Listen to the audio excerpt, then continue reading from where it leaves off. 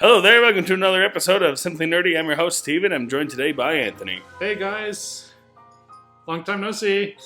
Very long time no see. No, not very long time. School is over. At least for me. The summer semester is over. So I am here with no other obligations. So this is just kind of nice to just sit down and talk about Nintendo stuff for once, you know? And not to stress about what time I'm taking away from my assignments. So we just wanted to go over, just brief, small little news, things that have been popping up last couple weeks while I've been taking my finals. And one of those things happens to be the controversy of the new, quote-unquote, new Nintendo Switch being put on store shelves. And the possibility of a Switch Pro being manifest by the report out saying that Nintendo Switch is getting an upgrade of display from Sharp. And we're looking at the article from CNET right now as our source. So it claims here that it'll offer higher resolution and more efficient energy consumption. So the thing that I think makes us excited about this idea and that we wanted to at least do a brief chat about is the idea that while the energy consumption thing is a big deal and could certainly be something that could help with the battery life of the Switch, the thing that kind of sticks out is how it says it offers higher resolution. So we're kind of theorizing that maybe that could hint that there really is a Pro in the future, and here's the reason why. So far, the current Switch is only able to put out 720p on average. I feel like, it's a resolution limitation of the screen, but I think it's also pretty standard that it can't put out better when it's in handheld mode because of the actual limitations of the processor. So my thoughts are, if they're going to provide a higher resolution screen, what good is having a higher resolution screen on the portable screen if the new screen doesn't come with an ability to actually utilize that resolution? If we've got a better, my point is, if we've got a higher resolution but a device that can't deal with the higher resolution, then what's the point? So my thought is, if it does really offer higher resolution, then it sounds like a Pro is on the way that can put out the power needed to take advantage of the resolution. So,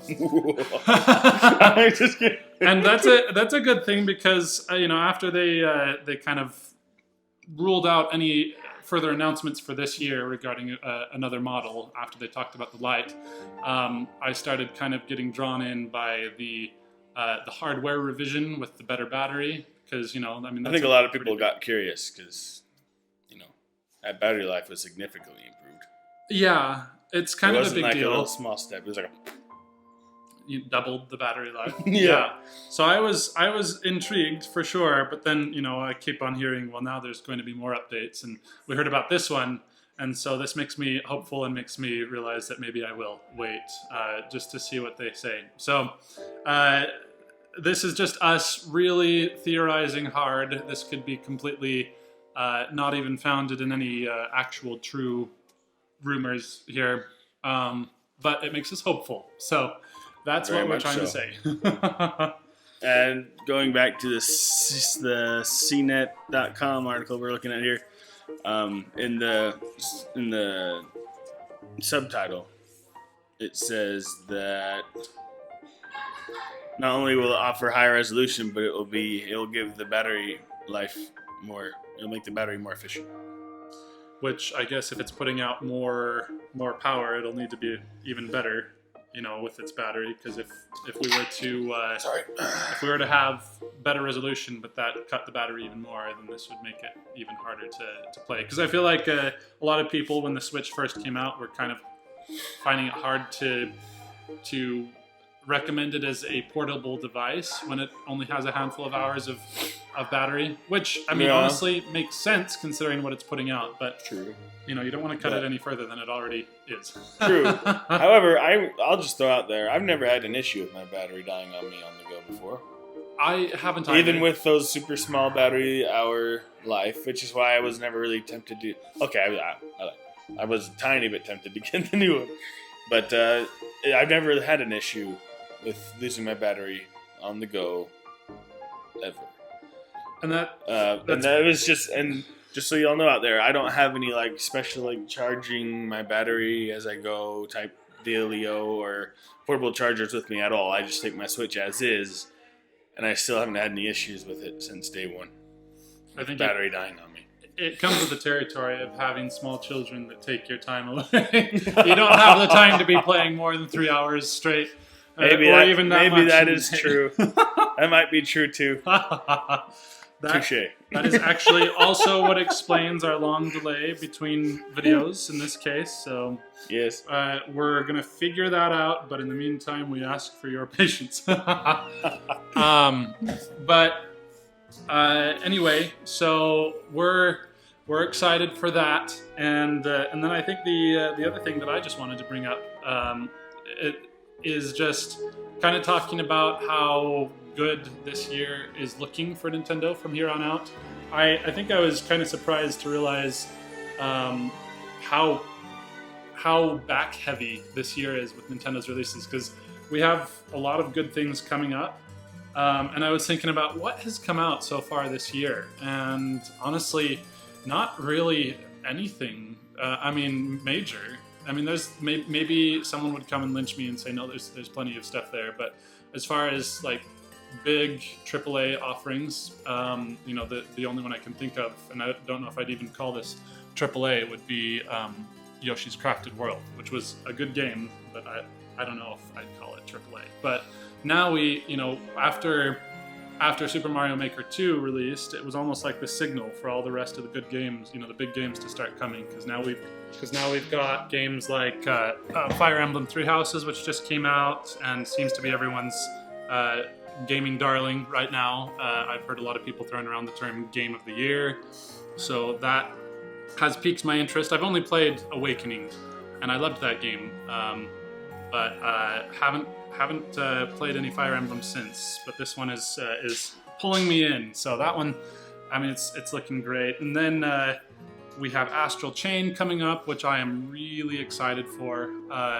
Platinum Games really knows how to make some solid, deep action games, and it's looking like this is no different. So I'm looking forward to that one. Daemon X Machina, that one's kind of a wild card. I'm not sure. I haven't seen enough to know what to think, but it's looking solid. And then Luigi's Mansion 3, Link's Awakening. Yep. I was gonna say Link's Awakening. If you haven't, Pokemon Sword and Shield. Pokemon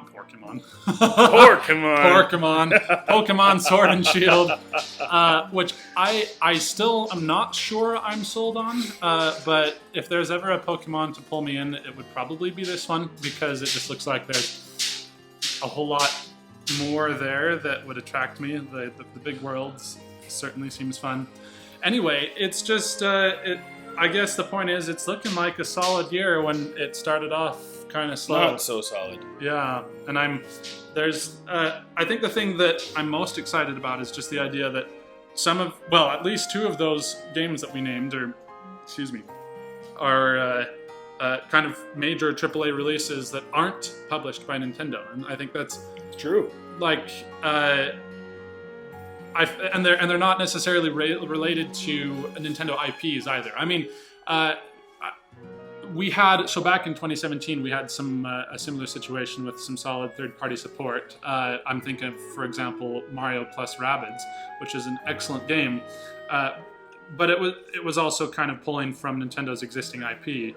And I think it's kind of exciting that now we have some solid-looking third-party offerings that aren't connected to Nintendo's IPs that are kind of, I mean, they're a major part of this year's releases, and they're exclusives too. Yeah. And so, anyway, I'm pretty excited for how well they do. I'm hoping that they'll get enough support that we'll keep seeing more third-party support and keep getting more games like this. I agree. And if you watched our last video, we talked a lot about how the Switch Pro could enhance and keep bringing that third-party support over with this next generation. So if you haven't watched that, please head on back, take a look. Anyway, if you like this video, please give us a thumbs up and give us a comment down there in the comments talking about, what you think this Switch screen iteration thing could bring, or if it's nothing, or if it's even real, because it might not be real. You never know with these kind of things. And anyway, give us your hopes about the Switch Pro, if they're still out there, if there's some of you like us that are still kind of wishing and hoping and dreaming at this point, but until it's finally announced. But thank you so much for listening, and remember, you heard it here first. And until next time, keep it nerdy.